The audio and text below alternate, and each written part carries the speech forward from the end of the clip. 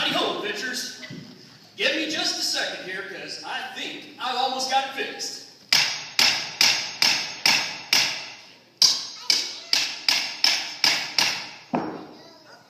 Uh-oh.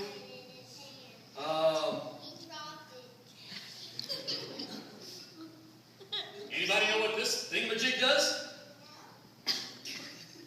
That's okay, I'm just kidding. I know what it is. I was just pulling your leg. Yeah, but this little part, it may look small, but it's pretty important. Because if I were to start up this engine without this part, you know what would happen? It'd start rattling and smoking. Yeah, the noise would be awful. And then parts like this would start coming off and flying all over the place.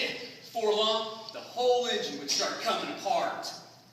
And that's why I needed to come dish out one last piece of information for today's trip. Because like this little small part, if you try to live your life without God's power, it'd start coming apart just like that engine would. Yeah, okie dokie. Last part of today's trip, you need to know about a whole group of people. Yep, we're called the apostles. Yeah, you already know about Peter. He was one of them. And they were a group of Jesus' followers who had been told to go out and tell everyone about Jesus and his part in God's plan to show his power over sin and death, like we talked about yesterday. So, each morning, the apostles went up the hill to the temple, and they worshiped God, and they told others about Jesus. And while they were there, God gave them his amazing power to make sick people better. Well, word started getting around, and as you probably can imagine, people started to get excited about what was going on at the temple. And as you probably also guessed, those same Jewish leaders who didn't like Jesus, didn't like his apostles much either, wanted to get rid of them too. So, they sent the police up there to get them and take them to the big house, the jail.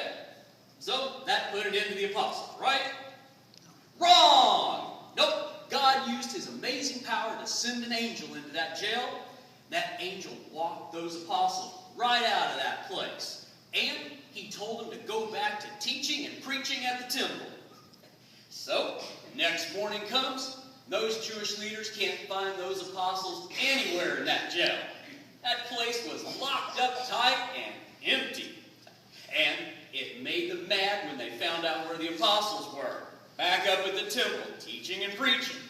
So, they sent the police out to arrest them again, but this time they had the police bring them right to the leaders' meeting place. Well, when the apostles got there, the leaders asked them why they kept talking about Jesus when they'd been told not to. And Peter, he gave a simple but a really powerful answer. He said, "We must obey God, not men. Because Jesus is the Savior, and he came to forgive people's sins." Well, that made the Jewish leaders even madder. Mad enough that they wanted to kill the apostles. Until one of the older ones, he spoke up, and he reminded everyone that if what the apostles were doing was in their power, that would probably fail eventually anyway. But if what they were doing was in God's power, there was nothing anybody could do to stop it anyway. Well, the other leaders, they listened to him, and they decided to let the apostles go. But not before warning them not to tell anybody about Jesus anymore. And that was the end of the apostles, right? No. Wrong! You're right. Yeah. Nope. God gave him his power to go right back up to the temple and keep telling others about him. Pretty amazing. And the best part is, the story's all true. So, here's the wrap-up for the week. God has amazing power over everything.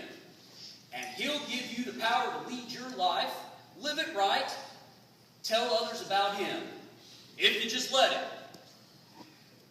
Well, this is the part of the week that I really don't enjoy that much, because Charlie's not that good at goodbyes. So, I want to thank all of you for coming by each day and sharing some time with me. And I want to wish you one last amazing trip today. So, happy flying! Oh, rats, I did it again. You all have a great flight. We'll see you later.